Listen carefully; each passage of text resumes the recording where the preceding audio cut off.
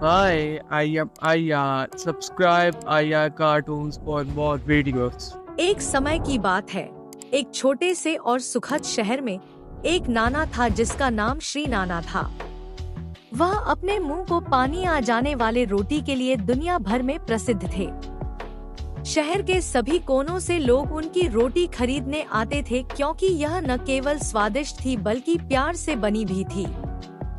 लेकिन श्री नाना केवल अपनी रोटी के लिए ही प्रसिद्ध नहीं थे, वह अपने बड़े दिल के लिए भी प्रसिद्ध थे। हर दिन बिना किसी कसरत के वह उन रोटियों को अलग कर लेते थे जो कमजोर और निर्धन थे। उन्हें यह मान्यता थी कि हर किसी को गर्म भोजन का हक है, खासकर उनको जो इसे महसूस नहीं कर सकते। अब श्री नाना एक अमीर आदमी नहीं थे। वास्तव में वे कभी कभी दोनों को संभालने में परेशानी महसूस करते थे, लेकिन वह कभी भी दूसरों की मदद करने से नहीं रुकते थे।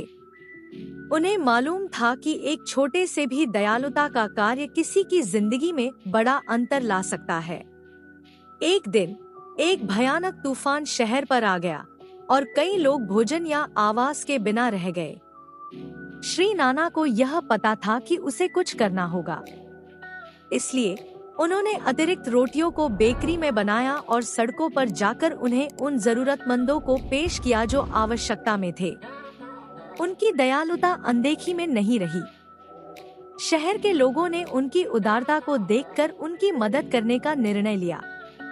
वे उसकी बेकरी से और भी ज्यादा रोटियां खरीदने लगे, उसकी स्वादिष्ट मिठास के बारे में दूर दूर तक बातें करने लगे।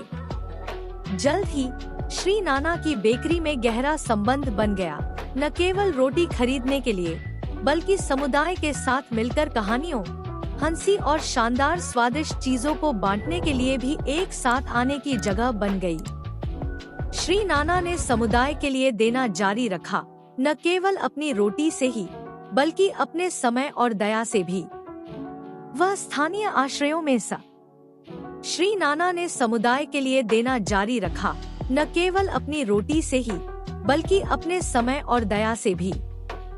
वह स्थानीय आश्रयों में स्वयं सेवा करते, बच्चों को बेकिंग क्लासेस सिखाते और हमेशा उन लोगों की मदद करते जो जरूरतमंद थे। उनकी दयालुता दूसरों को भी प्रेरित करने लगी। जल्द ही पूरा शहर दयालुता से गुणवत्ता भरा हुआ था। पड़ोसी पड़ोसी की मदद करते, अजनबी दोस्त बन जाते और दया की भावना हर कोने में छाई रहती थी। समय बीता और श्री नाना बूढ़े हो गए।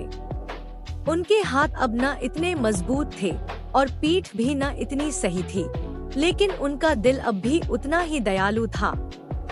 और जबकि आखिरकार उनकी मृत्यु हो गई, उनकी विरासत उनके द्वारा छुए गए लोगों के दिलों में जीवित रही। शहर कभी भूला नहीं उस दयालु नाने को जिन्होंने उन्हें समुदाय और करुणा का असली मतलब सिखाया। और हर बार जब वे उनकी बेकरी से गर्मा गर्म रोटी का एक टुकड़ा खाते, तो वे उस आदमी को याद करते जिन्होंने उनके जीवन को थोड़ा मीठा बनाने के लिए इतना किया। और ऐसे ही दयालु नाने की कहानी जीवित रही, एक यादगार उदाहरण के रूप में कि छोटे छोटे दयालुता के कार्य कभी भी व्यर्थ नहीं जाते। और जब हम दूसरों की मदद करते हैं, तो हम न केवल उनकी जिंदगी को बेहतर बनाते हैं, बल्कि एक समुदाय भी बनाते हैं, जहां हर कोई फल तथा बढ़ती दयालुता के आनंद का अनुभव करता है।